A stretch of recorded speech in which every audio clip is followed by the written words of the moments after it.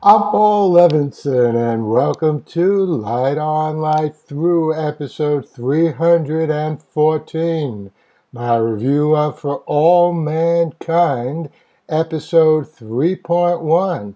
And yes, For All Mankind is back on Apple TV Plus with the first episode of its third season, and an exciting, harrowing reminder that space is still a very dangerous place. Spoilers follow. Let's start with the alternate history. The 1992 presidential election features Ellen running as a Republican against the Democratic candidate, Governor Bill Clinton. In a nice touch, Gary Hart has previously been president. All four Beatles are alive and well. And let me mention, you might enjoy my free short story, It's Real Life, for a completely different alternate history story in which John Lennon is not killed. I'll have the URL for that up on the show notes to this episode of Light On, Light Through. Back to For All Mankind, let's get to our fictitious characters. Ed and Karen are divorced. She's married to Sam, and the two are running an orbital hotel. Danny, the late Gordo and late Tracy's oldest son, is getting married up there. Of course, Ed and his new wife attend. Everyone's having fun.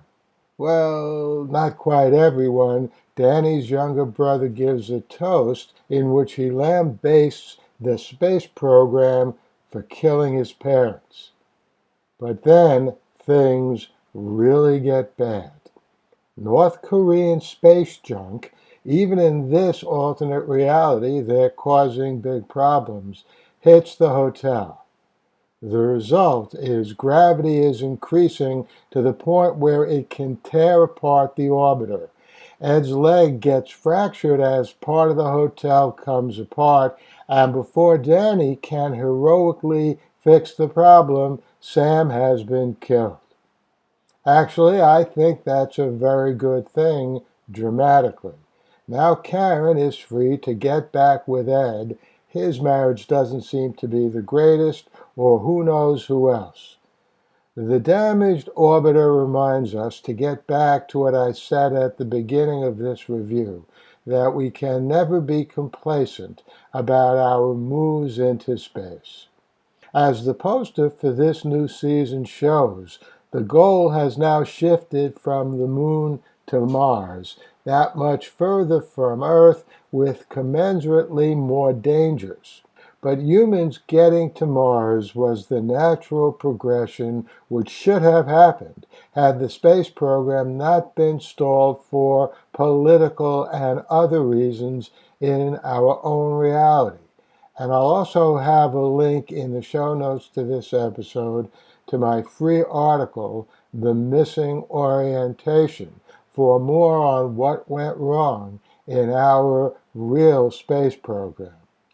It is gratifying to see how this alternate reality, which maybe should have been our reality, plays out. I'm looking forward to another great ride this season, and I'll see you back here next week with my review of the next episode of For All Mankind. And I hope you enjoyed that review of the premiere episode of the third season of For All Mankind. I will be back here next week with my review of For All Mankind 3.2. Before then, I'll be reviewing Let's See, The Man Who Fell to Earth, the new episode of that, and The Time Traveler's Wife. There's going to be a new episode of that up tonight. And in the next few days, if you like the conversations I've been having from time to time, and I've been publishing them as part of this podcast with Captain Phil, we'll be talking later tonight for at least an hour on WUSB radio about the January 6th House Committee hearings. And that, of course, is going to be recorded, and I'll be putting up that entire conversation here on Light On, Light Through in the next couple of days. In the meantime, stay safe, stay sound, and continue doing whatever you can to get Vladimir Putin's hordes out of Ukraine once and for all. The Light on Light Through podcast.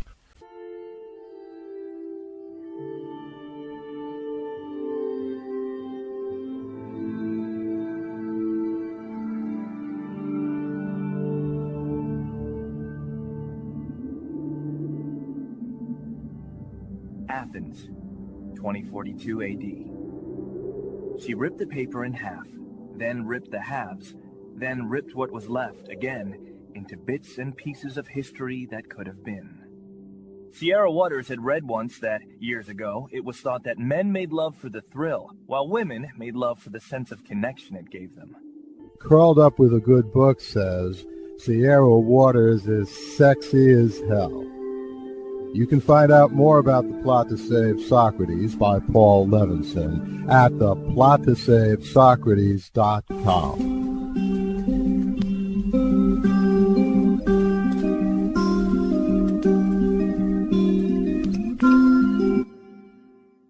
Paul Levinson Silk Code about an ancient biotech war raging on in secret for centuries.